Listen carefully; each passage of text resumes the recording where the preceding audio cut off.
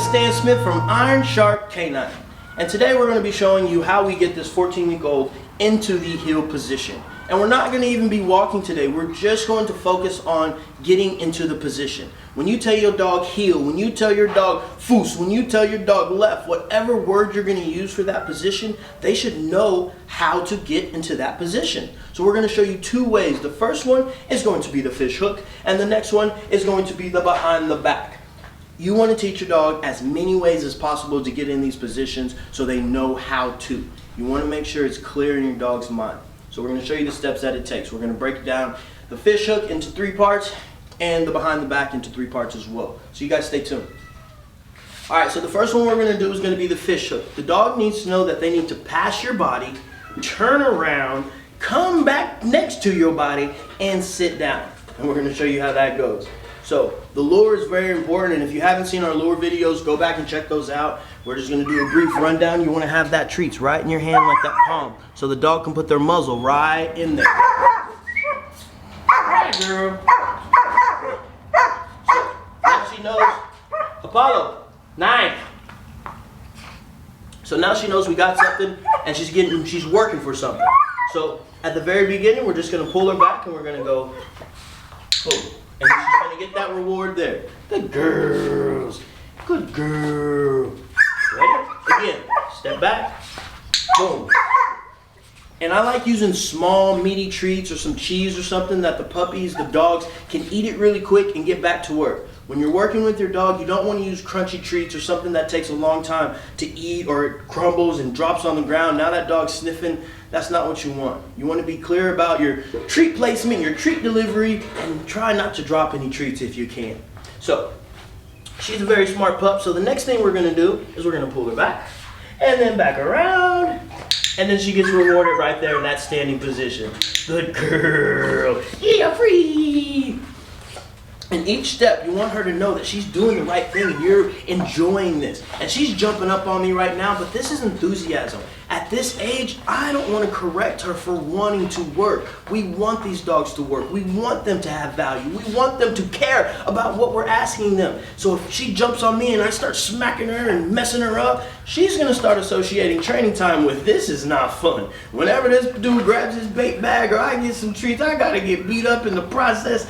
And that's not fun, especially for a puppy, older dog, none of that. Make training time enjoyable, because when they get out in those worlds, when they get out in the world and they have those distractions, or they have another dog or somebody calling them or whatever it is, they're not going to care, because when you, when you make a tone to them, when you acknowledge them, they're going to be like, ooh, what are we doing? I know we always do some fun stuff. So, go back to the heel. We're going to go back and forward. And then I'm going to go up, and when she's in that seated position, boom, we're going to mark it. Good girl. And then I want to make sure I tell her, freeze. Oh, good girl. So, you see, I like to make sure the dog goes out and off of me when they're in that heel position, or when they're freed out of that heel position, because I want them to know, okay, we're done, and now we're disconnecting. So I'm going to show you that process as well, because Miss Nova doesn't know it yet. So again, we'll go back, we'll tell her heel. Good girl. And then I'm going to lure and free. Good. Good job. All right, let's try it again, Novus. You ready? You ready? So we'll go back, tell her heel, around. Good. Good. And free. Yes, ma'am. Yes, ma'am. Yeah. And as you hear, the click does not mean the command's over. The click means continue to do this behavior, and that treat's gonna come. Hey, Novus. Yes. So again, we'll go heel. Yes. Nope. Come on. And you see she went looking for the treat there. I want her to know that the treat comes from me. There we go. And when she's paying attention, free! Yes, ma'am. We're going to give that reward so she starts understanding that her paying attention to us gets that treat. All right, one more time, Novus. One more. Yeah, the baby. Yeah, the baby. Heel.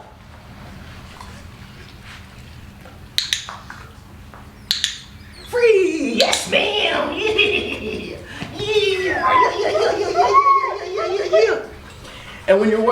your dog, when you are working with them, make sure you keep it interesting. Make sure you keep them entertained. And you have to allow them to be a dog. She's going over there and checking out the cats and stuff now, and she can do that. She works. I don't need her right now. She can go explore. She can go have her recess. I like to think about it as kids going to school. If they just went to class to class to class, nobody would learn anything. The teachers would be even more upset than they already are. Apollo, you gotta wait. It's not your turn. The teachers would be upset. The students wouldn't be learning.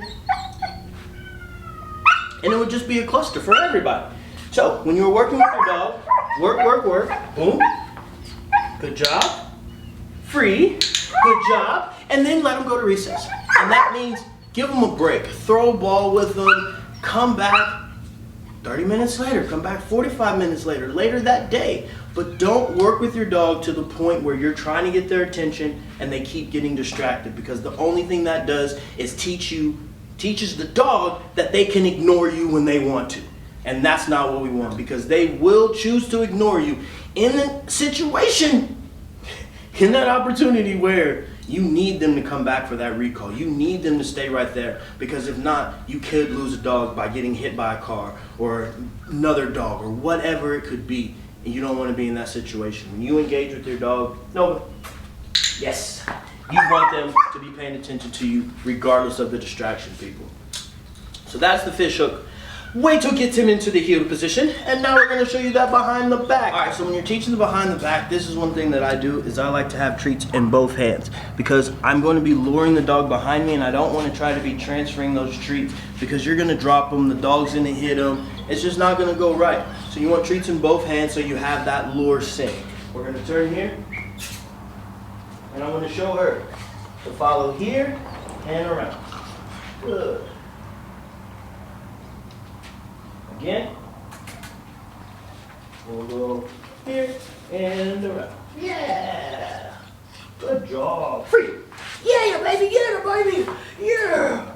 Yeah. Again, we'll go here. And you see, this is what you don't want to happen. You don't want her to find this treat here. So you want to make sure when you're transferring it over, she loses that one and comes to that other one. Good job. Yeah.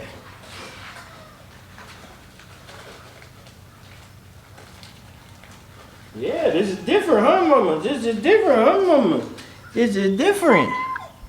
Let's darken that a little bit. There we go. So again, we'll go boom. Yes. Good. Free. And this is a good technique for bigger dogs or dogs that aren't super athletic, because they can come behind and then they can straighten themselves up to get into that position that you're wanting them in. Free! Good girl. Good girl. So, just like the other one, when she gets into that position, we want to sit, we want her to pay attention, and then we want to release her. Heel.